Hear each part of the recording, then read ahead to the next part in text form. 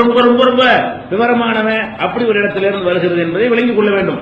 அடுத்ததாக அவன் நீதியாளன். நாலாவது என்னது, இப்படி எல்லாம் செய்யக்கூடிய ஒருத்தன் நீதிமானாவும் இருக்கான். அவன் நினைச்சதான் செய்வான். நினைச்சு செய்யறங்கிறதுக்காக வேண்டிய ஓஞ்சத்தை பிடிச்சி அவனுக்கு கொடுத்துருவானா? பாரபட்சமா நடத்துவானா? நடத்த மாட்டான். எல்லாருக்கும் ஈக்குவலா என்ன செய்வான்? சமமான நீதி வழங்குவான். அண்ணல்லாக லைசபி எல்லாமே இல்லாபீர்.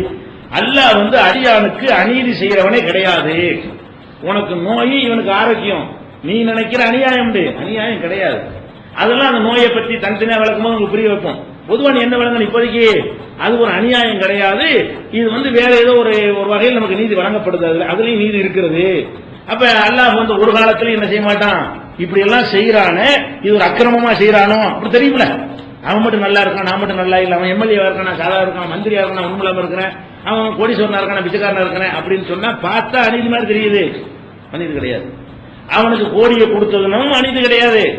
உன்னைய போட்டாண்டிய ஆக்குனதும் அநீதி கிடையாது. நான் அநியாயம் செய்ய மாட்டேன், நான் நியாயமாத்தான் எல்லாத்தையும் செய்வேன் அப்படிங்கிற அல்லாஹ் 3:182 சொல்றான்.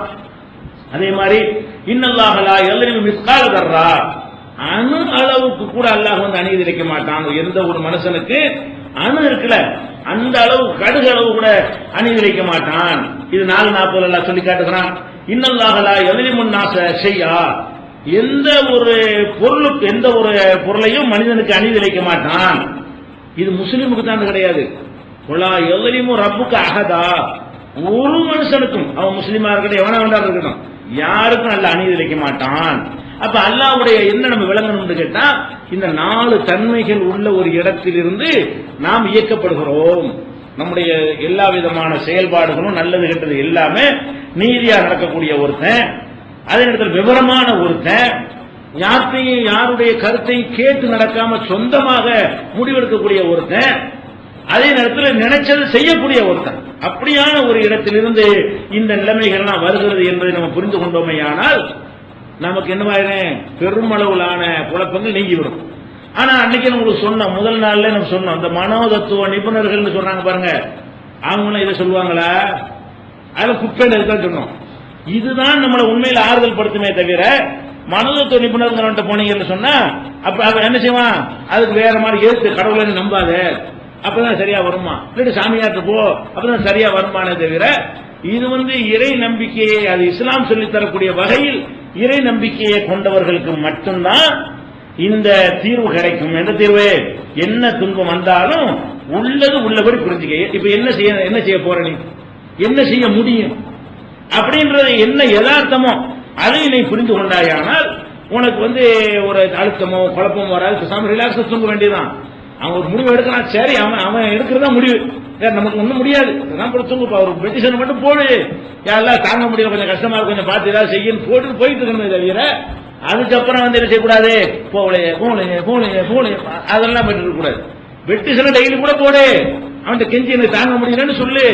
அது கோரிக்கை வைப்பதற்கு கெஞ்சுவதற்கு எந்த ஒரு கண்டிஷன் கிடையாது, அது ஏற்று கேட்கறத வராது.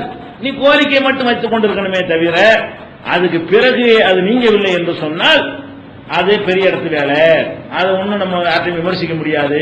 இவெல்லாம் ஒரு அல்லாவா, எத்தனை வருஷமா கேட்கிறேன், தர வேண்டியதானே அப்படின்னு கொடுத்தா வச்சிருக்கீங்க, கொடுத்து வச்சு கேட்கிற மாதிரி அவன் நினைச்சா தருவான். இதை நம்ம என்ன செய்யணும், புரிந்து கொண்டோமையானால் இது குழப்பம் வராது என்பதை, இது ஒரு முக்கியமான ஒரு விஷயம். அடுத்ததாக என்ன வழங்கணும்னு கேட்டா, இப்ப நமக்கு துன்பங்கள் வருகிறது. இது முதல் பொதுவான மருத்துவம், இதெல்லாம் தனித்தனியா ஒவ்வொன்றுக்கு இருக்கிறது. பொதுவான மருத்துவம், பொதுவான காரணத்தில் உள்ள என்னன்னு கேட்டா, யதார்த்தமான ஒரு நிலைமையில் நமக்கு எந்த துன்பம் வந்தாலும் எந்த இன்பம் வந்தாலும் அது நம்மால் ஒன்றும் ஆகக்கூடியது அல்ல, நமக்கு மேல உள்ள ஒரு சக்தியால் ஆகக்கூடியது என்று பதிய வைத்துக் கொள்ளுங்கள். திருப்பி திருப்பி அதை என்ன செய்வீங்க, உருப்போட்டுக் கொண்டு இருந்தீர்களே, ஆனால் இந்த குழப்பம் அழுத்தம் எல்லாம் போய் ரொம்ப ரிலாக்ஸ் மைண்ட் ஆயிருவீங்க.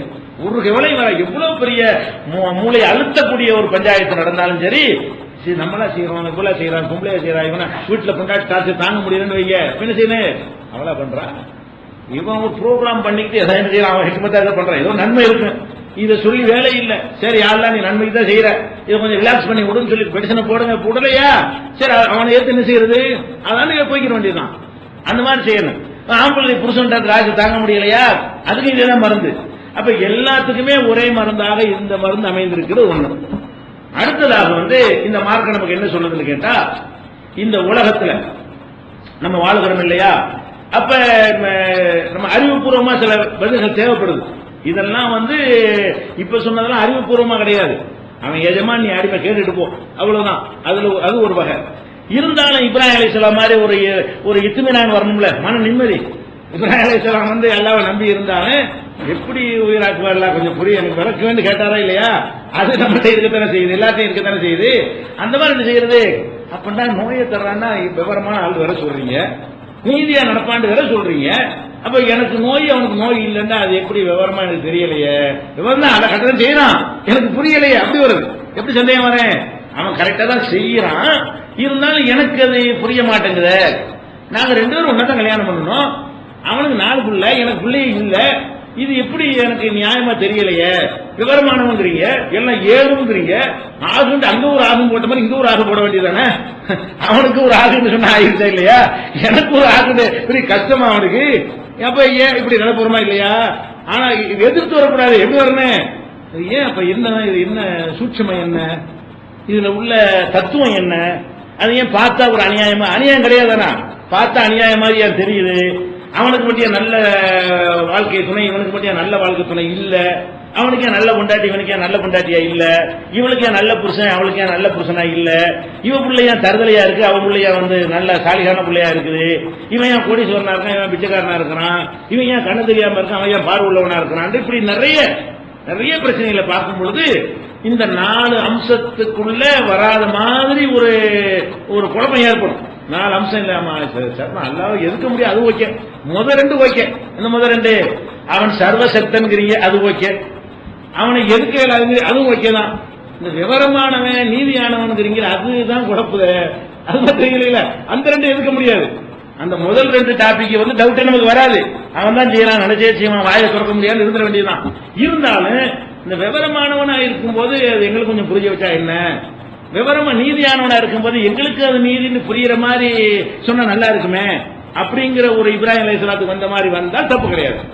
இப்ராஹிம் நபிக்கு வந்து ஒரு சந்தேகம், எப்படி உயிராக்குவாயின்னு, அது மாதிரி உங்களுக்கு என்ன வரலாம் அப்படின்னா, நமக்கு வருமானம் வந்திருக்கு, ஏன் வந்துச்சு, நமக்கு நோய் வந்துச்சு, ஏன் வந்துச்சு, அல்லாஹ் தப்பு செய்ய மாட்டான், கரெக்டாக செய்வான். அப்பயே இந்த ஒரு டிஃபரெண்டான ஒரு நிலைமை எல்லாம் இருக்கிறான் அப்படின்னு கேட்டா, அதுக்கும் மார்க்கம் என்ன செய்கிறது? தெளிவான விடைகளை சொல்கிறது. சிலருக்கு ஒரு நல்ல நிலையும் சிலருக்கு கெட்ட நிலையும் ஏற்படுத்துவது, சிலருக்கு செழிப்பையும் சிலருக்கு வறுமையை ஏற்படுத்துவது, சிலருக்கு துன்பத்தையும் சிலருக்கு இன்பத்தையும் ஏற்படுத்துவது.